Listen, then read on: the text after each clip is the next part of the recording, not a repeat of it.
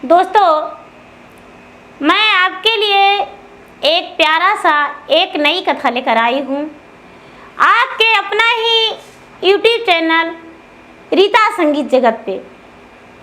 तो इस कथा को पूरा सुनिए और रहस्य जानिए। एक कथा है एक राजा की 4 रानियाँ की कथा। तो इसको पूरी कथा को जानकारी के लिए मेरे वीडियो पे बने रहें। गुरु भाई बहना, एक राजा थे और उनकी 4 रानियां थी। तो राजा साहब की 4 रानियां कैसे थी? क्योंकि राजा साहब का कोई संतान नहीं था। राजा साहब संतान के कारण 4 विवाह किए, लेकिन एक से भी संतान नहीं हुआ और संतान के प्राप्ति ना होने के कारण राजा बड़े दुखी रहने लगे।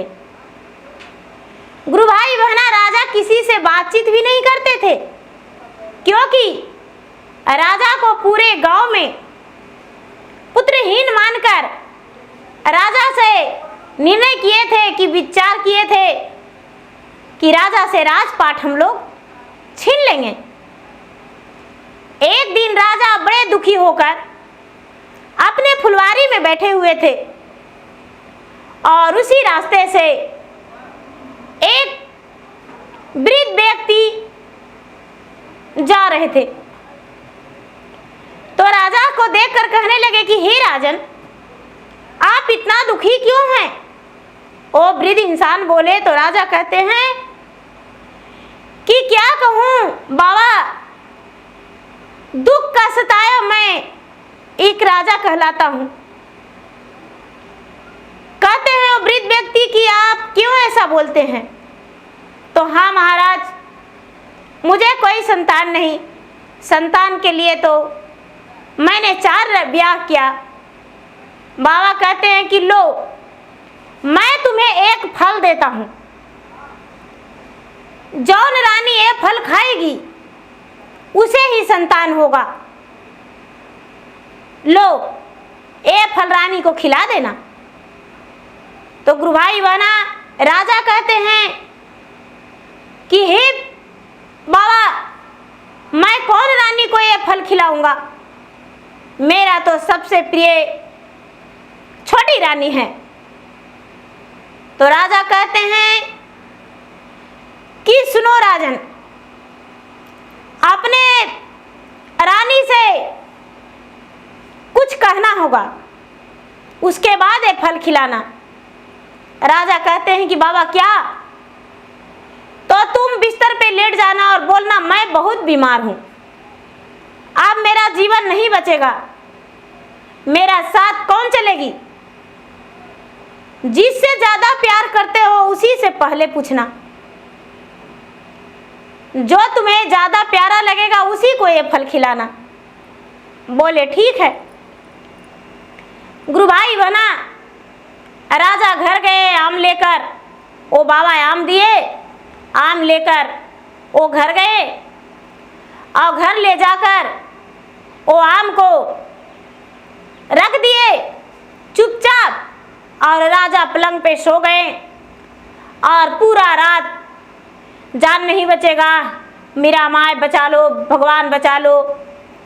छोटी रानी गई तो बोली कि क्या हुआ राजा साहब, आप ऐसे क्यों बेचैन हैं? राजा कहते हैं कि क्या कहूँ प्रिय, आज मेरा प्राण नहीं बचेगा। मुझे कोई महात्मा आए थे तो बोले थे कि 3 दिन के अंदर तुम मर जाओगे, मेरा जो प्राण है वो व्याकुल है। छोटी रानी कहती है कि महाराज जल्दी से मुझे विदाई दे दीजिए, मैं मैके चला जाऊंगा। भरी जवानी मैं विधवा बन के आपके घर में नहीं रह सकता हूं। महाराज मुझे डोली और कहर सवेरे बुलवा दीजिए, मैं मैके चला जाऊंगा और दूसरा ब्याह की तैयारी करूंगा। आपके मरे हुए लाश पे क्या पीट पीट के रोने के लिए आपके राजमहल में रहेंगे? गुरु भाई बहना, सबसे ज्यादा राजा साहब अपने छोटी रानी से प्यार करते थे। राजा बोले ठीक है, सुबह में हम डोली का हार मंगवा देंगे। गुरु भाई बहना, सवेरा हुआ, राजा डोली का हार मंगवा दिए, छोटी रानी अपना मैके चली गई। उससे कुछ कम उसके बाद जो आई थी, जो तीसरी वाली रानी थी, उसके कक्ष में सोए और पूरी रात चिल्लाए। जब पूरी रात चिल्लाए तो रानी कहती है कि राजा साहब, आप इतना क्यों चिल्ला रहे हैं, क्या हुआ है? कहते हैं कि रानी मैं क्या बताऊं, आज मेरा प्राण नहीं बचेगा, क्या तू मेरे साथ चलेगी? मेरे साथ चलने के लिए तैयार है? मेरा प्राण नहीं बचेगा। जो तीसरी रानी थी वो कहती है कि भला कोई किसी के साथ जाता है क्या? राजा साहब, आपको साधु ने बताया कि आप मर जाएंगे, तो आप मर जाएंगे राजा साहब, तो थोड़ा मोड़ा रो लेंगे,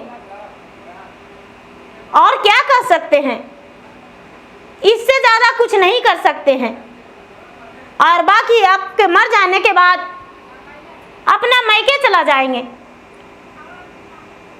राजा समझ गए कि रानी हमसे कितना प्यार करती है।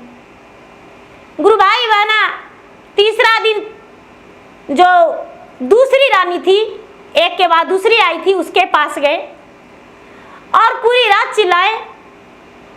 तो रानी पूछी, राजा साहब आप क्यों इतना चिल्ला रहे हैं? तो राजा कहते हैं कि क्या बताऊं प्रिय, मेरा प्राण नहीं बचेगा। एक साधु ने बोले हैं कि तुम 3 दिन में मर जाओगे, इसीलिए अब मेरा अंतिम समय आ गया है, क्या मेरे साथ तू चलेगी? गुरु भाई बहना, जो तीसरी रानी है वो कहती है कि राजा साहब मरेंगे तो आपके साथ नहीं, लेकिन आप जब मरेंगे तो अपना कंधा आपको दे देंगे और मरण घाट तक आपको पहुंचा देंगे, और उसके बाद लकड़ी सजा सवार देंगे, आपका अस्थियां सजा देंगे, उस पे आपको सुला देंगे, अग्नि जला देंगे। इससे ज्यादा नहीं कर सकते हैं राजा साहब, आपके साथ हम प्राण देने वाले नहीं हैं, ये मुझसे नहीं होगा। गुरु भाई बहना, राजा समझ गए कि ये रानी मुझसे कितना प्यार करती है। जो बड़ी वाली रानी थी वो गौशाले में सोती थी और गौशाले में रहती थी, वो गौशाले में ही उसका काम था। राजा उससे बात भी नहीं करते थे, उससे बात किया हुआ 12 बरस बीत गया था।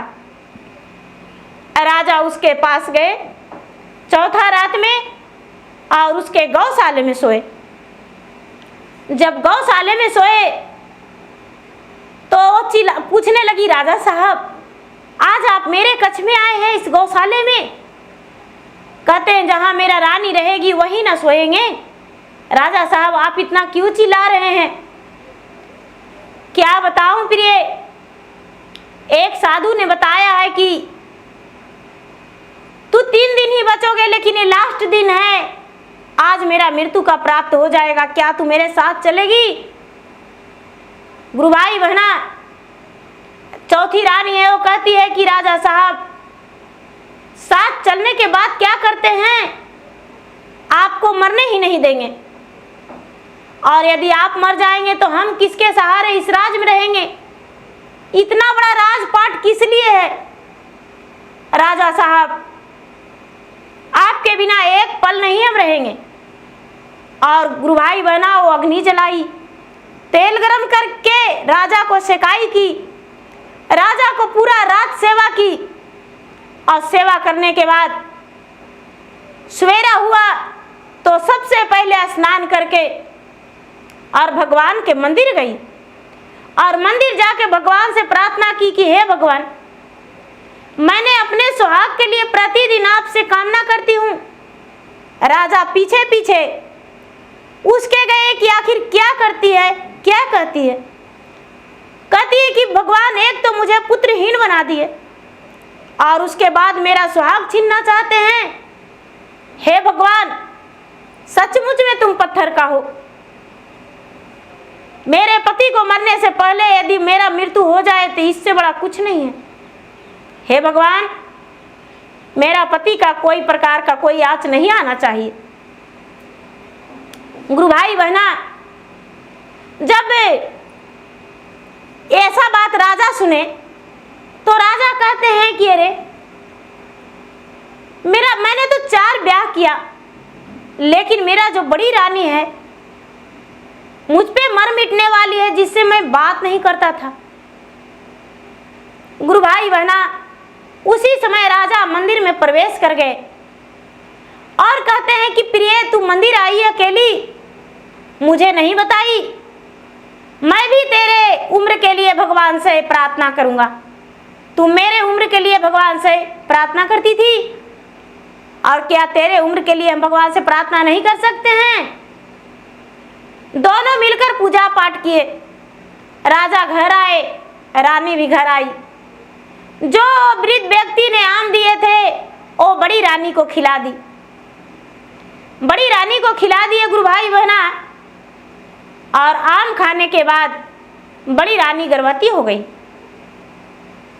जब बड़ी रानी गर्भवती हो गई तो गुरु भाई बहना कई दिन बीत गया, किसी को पता नहीं था, लेकिन राजा को पता था कि मेरी रानी इस आम खाने से गर्भवती हो जाएगी।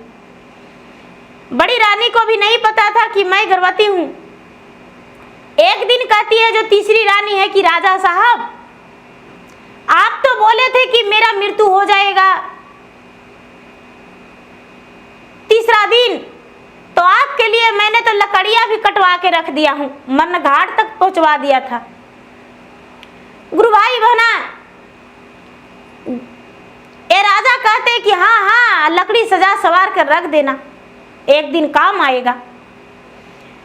जो दूसरी रानी है वो कहती है कि राजा साहब, आप तो बोले थे कि मेरा मृत्यु होने वाला है, तो आप मरे नहीं।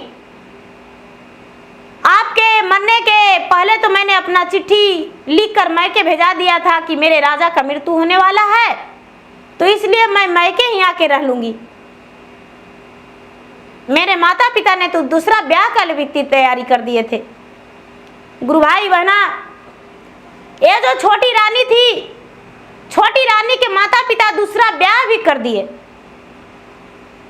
राजा समझ गए कि कौन कितना मुझसे प्यार करता था और कितना मेरे धन से। गुरु भाई बहना, जब 9वां महीना हुआ तो 9वां महीना के बाद बड़ी रानी के ओद्र से एक सुंदर पुत्र जन्म लिया, और बड़े होनियार, बड़ा सुंदर, बड़ा प्यारा पुत्र जन्म लिया। राजा अपने पुत्र को देखकर बड़े प्रसन्न हो गए। उस दिन से राजा जितना बड़ी रानी को प्यार करते थे उतना किसी को नहीं। बड़ी रानी के साथ, उनके साथ बिस्तर पे रहना, उनके साथ पूरी रात बिताना, उनके आज्ञा को मानना। अब उस दिन से बड़ी रानी के साथ रहने लगे। गुरु भाई बहना, वो जो रानी थी एक नौकरानी के बराबर रहने लगी, और बड़ी रानी महारानी बन गई।